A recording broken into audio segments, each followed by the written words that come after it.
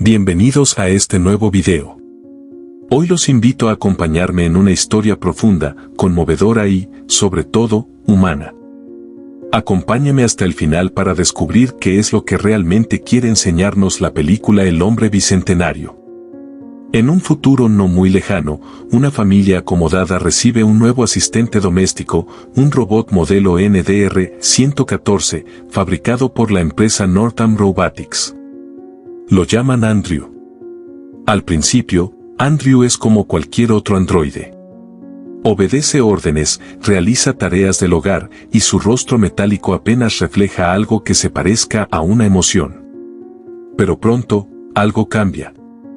Un accidente menor lleva a Andrew a tallar una pequeña figura en madera, un acto de creatividad que ningún otro robot había demostrado hasta entonces.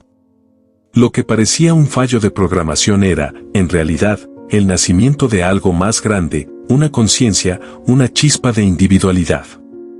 Sir Richard Martin, el patriarca de la familia, es el primero en notarlo. No lo ve como un error, sino como una oportunidad. Decide alentar a Andrew en su búsqueda de identidad. Le da acceso a libros, arte, conocimiento. Andrew, poco a poco, se transforma. No físicamente, pero sí en su interior. Aquí empieza lo que será una travesía de 2 siglos, una lucha constante por entender qué significa ser libre, ser humano, y si la dignidad depende de nacer de carne o de metal. Andrew quiere elegir. Decide que ya no quiere pertenecer a nadie. Compra su libertad. Una máquina que desea ser reconocida como un ser con derechos. La paradoja es evidente. ¿Puede una máquina querer ser libre? ¿Puede una máquina amar? En su camino, Andrew se enfrenta a lo mejor y lo peor de la humanidad. Encuentra apoyo, como el del viejo Richard, y más adelante, de Portia, la nieta de la niña a la que solía cuidar. Pero también encuentra desprecio, miedo y rechazo por parte de quienes no pueden aceptar que algo creado por el hombre pueda aspirar a ser igual a él. Lo bueno de Andrew es su perseverancia, su compasión, su capacidad de amar sin condiciones. Aprende a tallar, a leer poesía, a llorar por la pérdida de quienes amó. Busca no solo parecer humano, sino serlo. Cambia su estructura, su piel, incluso sus órganos, hasta convertirse en un ser biológicamente similar a un humano.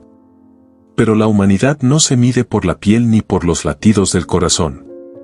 Se mide por la capacidad de sentir, de decidir, de tener un propósito más allá de uno mismo. Lo malo, lo triste de esta historia, no viene de Andrew. Viene de quienes no pueden ver más allá de la superficie. Quienes lo ven como una amenaza, como un objeto que se atrevió a desear. Andrew no quiere dominar el mundo, ni tomar el lugar de nadie. Solo quiere existir con dignidad. La parte más dolorosa de su viaje es también la más noble. Para ser reconocido como humano, Andrew acepta envejecer, aceptar la muerte. Porque, al final, la humanidad se define también por su finitud. Ser humano es saber que todo termina y aún así vivir con pasión y amor. En una de las escenas finales más conmovedoras del cine, Andrew, ya anciano, yace al borde de la muerte, mientras la voz de un funcionario del gobierno finalmente lo reconoce como lo que siempre fue en esencia, un hombre. Y justo antes de que pueda oír ese veredicto, Andrew cierra los ojos para siempre. Nunca escucha que el mundo finalmente lo aceptó. Pero quizás, en el fondo, nunca necesitó oírlo. Porque él ya sabía quién era. ¿Qué quiere enseñarnos el hombre bicentenario? Nos habla de identidad, de libertad, de lo que realmente significa ser humano. No es el cuerpo, ni el nacimiento, ni la sangre. Es la capacidad de sentir, de amar, de elegir.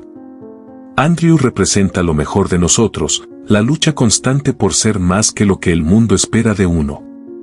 Pero también es un espejo de nuestras falencias, el prejuicio, el miedo al cambio, la resistencia a aceptar que aquello que no entendemos puede tener valor. No es una historia sobre un robot. Es una historia sobre nosotros. Sobre lo que somos, y lo que podríamos ser si decidiéramos mirar más allá de lo evidente. Gracias por acompañarme en esta historia. Si te llegó, si te hizo reflexionar, no olvides dejar tu opinión en los comentarios. Y como siempre, hasta el próximo video.